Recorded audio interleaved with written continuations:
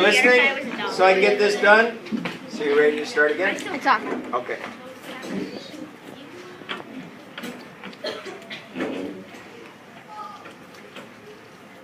Almost everyone got one. What if you went there with me?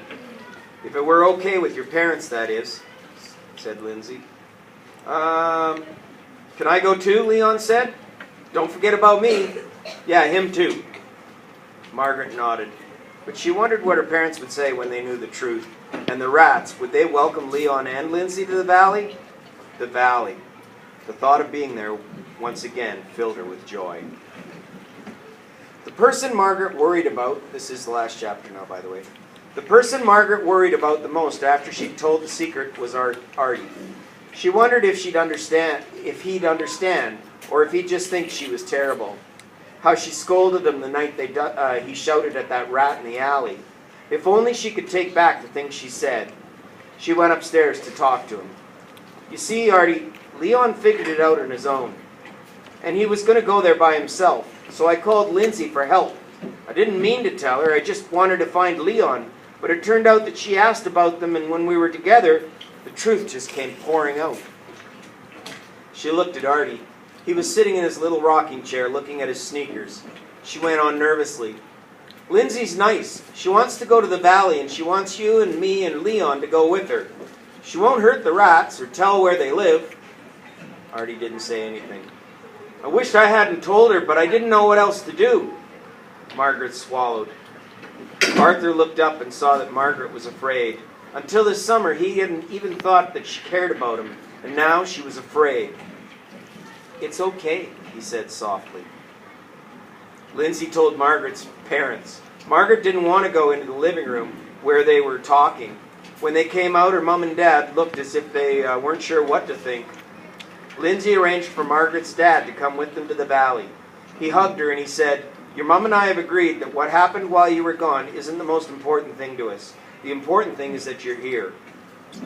Margaret felt a little hurt by the doubt in his voice. Wait till you see the valley, Dad. You'll love it. And the rats. Her mom put out one hand to her mouth. Oh, Margaret, she said. I'm not sure her parents believed. They boarded a helicopter on a Saturday morning in the early spring. Margaret, Arthur, and their dad, Leon, Lindsay, and Dave Castle, her editor, with a camera around his neck. Any students at Cool Kids Care, students who didn't already get a popsicle, please go to the email crew. Lindsay hadn't wanted Dave to come, but he was set on having pictures, although he'd promised not to reveal where the rats actually lived. They had to wait until spring because it was impossible to land in the valley during the winter. Margaret squirmed in her seat. She couldn't help thinking that the trip was a mistake. Now they were rising above the city. The streets and the buildings looked like little pieces in a board game. Leon pointed. There's the stadium. There's the zoo. He grinned, his face bright with excitement. Margaret smiled back, but a little voice in her head said, What if the rats aren't glad to see us? Look, Artie. Leon gestured out the window. There's a school. See the track? And there's a farm. Remember what cows say? Moo, Artie said abruptly. He didn't feel like talking. He wondered when they would get to the valley. He wondered if Christopher knew he was coming. Christopher would like the helicopter. Look, Leon pointed up ahead. There's the state forest. See all the trees? And you can see the mountains just beyond. Sure enough, Margaret could see the contours of the land rising.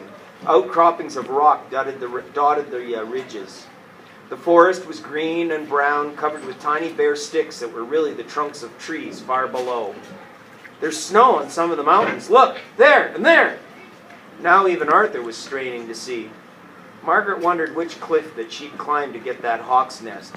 She looked for the mouth of the cave where they met Christopher. But from up so high, the mountains all looked alike. The helicopter hovered over the ridge, then flew across. Margaret wondered if the rats had seen it yet.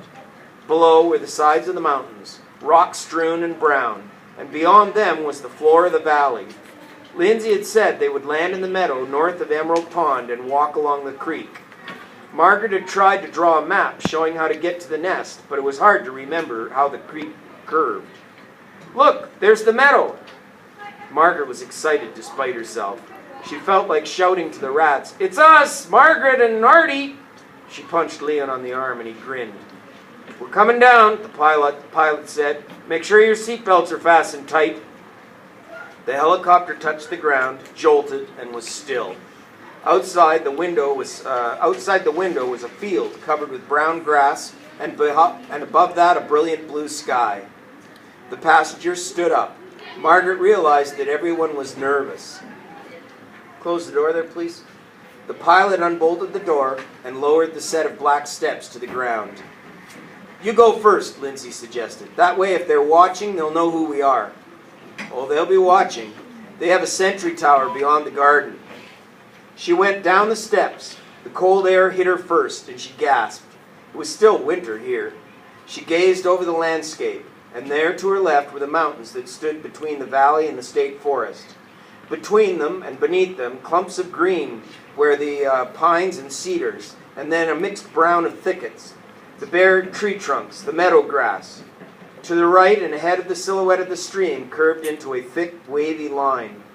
The pond was hidden by a dip in the ground. She thought the top of the tower would be visible from here, but she couldn't see it.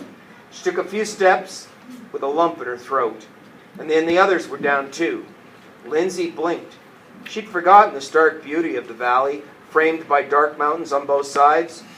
Arthur had that blank look that meant, "Don't speak to me." Leon was like a burr at Margaret's side, asking questions, and the others were quiet. "Okay, we go this way to get to the nest," Margaret gestured. By the way, if the bell rings, I'm going to keep reading because there's like 5 pages left. "Once we cross it, over there by the walnut trees, there's stepping stones, and then we'll be able to see Emerald Pond. The gardens are just beyond it." They walked single file. Okay, actually, we'll just pause it, and we'll finish it when we come in.